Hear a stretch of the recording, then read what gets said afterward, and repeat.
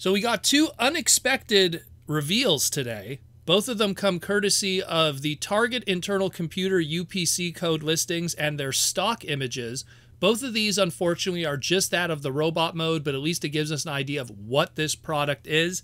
And the belief is that these both might be Buzzworthy Bumblebee Studio Series products, since they are exclusively in the Target computers. But more information will surface as time progresses. But as it stands right now, these are Buzzworthy Bumblebee products. We don't know if they're under the Buzzworthy Bumblebee Studio Series sub-imprint, but that probably will be the case. So let's talk about two very interesting ones today. Buzzworthy Bumblebee Earth Mode Hound Deluxe Class, Generation 1, and Buzzworthy Bumblebee Studio Series Dark of the Moon Deluxe Class Hatchet. So this is really cool. So let's jump into Hatchet first, because I think we're going to be pretty busy with Hound over here.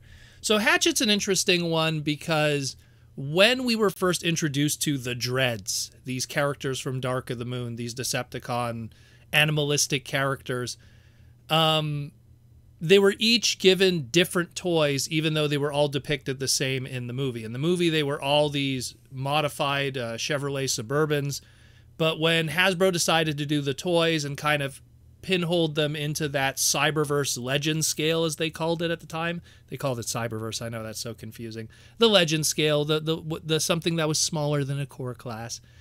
They decided to do this thing where it's like the three members of the Dread will each have three different toy alt modes, just to create some diversity instead of just having three of the same toy on the shelves.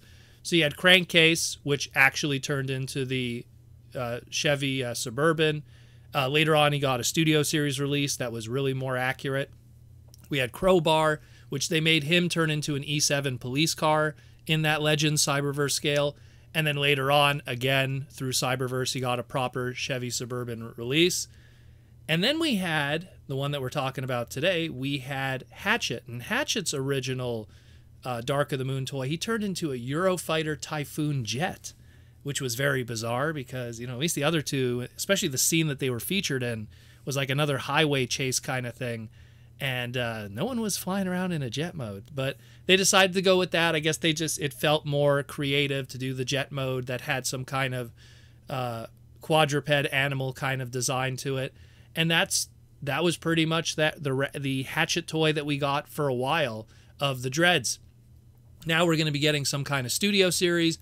And judging by looking at the kibble on him and stuff, they managed to keep the quadruped kind of animal tusk kind of deal that he is, but it looks like he also turns into a Chevrolet Suburban. So they managed to keep that. Now you're going to have your trio of Dreads complete, and they're all going to look fantastic. That's great news. That's, you know, again, I like it when they go for that super accuracy stuff and they could do something that was long overdue. I mean, geez. Dark of the Moon was 2011, so it took over a decade, more than a decade, then to get finally a show-accurate version, so that's pretty cool. Oh, excuse me, movie-accurate version. So that's pretty awesome. Now let's jump into Hound. Hound was the one that people were asking for a long while. When we got Siege Hound, people were always going like, yeah, that's a good Siege Hound, but when are we getting our Earthrise Hound? That's what people wanted. They want Earthrise Hound, aka Earth Mode Hound. And we never got it. And now we do have it here. And judging by what they did here, looking at the mold and comparing it to the Siege one, it's a partial of the original Siege mold. You could tell right away because a lot of that surface detail that had the Siege blast effects pegs, both the male and female ports, are present on both the shoulders and on the legs. You could also just see you know, all the other pieces of the transformation, the legs and everything like that. The big thing, though, is all of that veneering and surface detail that was molded to make it more show accurate. We're talking a Fluoro-Deary G1 animation model accuracy pushed to the extreme here. The weapons, extremely accurate. Both the shoulder cannon and the gun, animation accurate. The way that his headlights are done for his Jeep mode, animation accurate. The deco, having the star on one side and the Autobot logo on the other, animation accurate. The way that they place the color layouts, animation accurate. I think the only thing that's missing, there's a little bit of yellow striping on the forearms that are slightly missing, but otherwise, like, everything is nicely done. Even the way that they fix the front end and the engine block and the grill, beautiful. It all matches the original animation model done by Fleur O'Deary. I think it looks fantastic. It looks clean. This is what people have been asking for a while, especially considering even the masterpiece Hound kind of had a lot of drama with him, and he was very fragile, especially his doors and everything, and part of his transformation. So this is going to be something that everyone's already messed with the Siege toy. Yeah, it's a little short, but at the same time, it's not fragile, and this one is very show accurate. So people are going to be very excited about this, and it looks really, really good. Now, both of these, we don't have any alt mode photos, unfortunately. So the only thing that's kind of negative here is we don't know how the alt mode's going to look. But I mean, you could use your imagination with the Hound because we have the Siege mold. And you can look at the Siege mold, you can look at the front end of the robot mode here of Hound, and you could pretty much figure it out and put it all together. And I think he's going to look pretty awesome. I really do. I just hope that he has that Autobot logo on the top of his hood, and he's just going to be ready to go. Also in the stars, you gotta have those stars on the doors. That's also important too.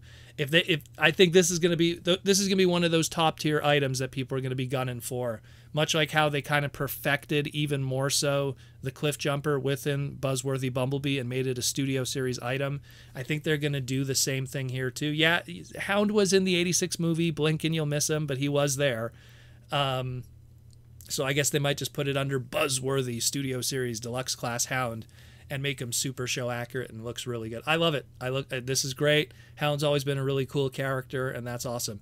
And again, going back to Crowbar, let's just hope that we'll see within maybe the next couple of days that alt mode.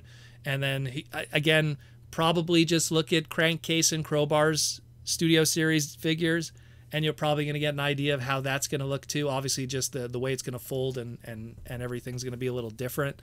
But otherwise, I'm just happy that Crowbar finally has a decent toy. And now the trio of the Dreads. Yeah, there was other members, but those are the three that people usually associate with that crew of Decepticons. The Dreads are finally complete. Now they're all in their Chevy modes. You could reenact that Dark of the Moon scene where Sam Witwicky's losing his mind again for the 50th time. And that is that. And of course, again, also finally getting yet again another 84 Autobot done in a mini masterpiece style. Both of these are going to be deluxe class, we're going to assume, obviously because Hound was a deluxe class, and to keep the consistency of the Dark of the Moon stuff, they'll probably keep that deluxe class too. So we're talking the MSRP of $27.99 probably. Target exclusive, Buzzworthy Bumblebee, get hyped, really cool stuff otherwise. Let me know what you think. Running out of characters now. We're running out of characters. Soon there's going to be nothing left of the 84, 85, and 86 crew. They're going to have to focus on those mini-bots. I think that's going to be the next direction for Mark and the crew. Let me know what you think, guys. This is Hype Stuff. See you tomorrow.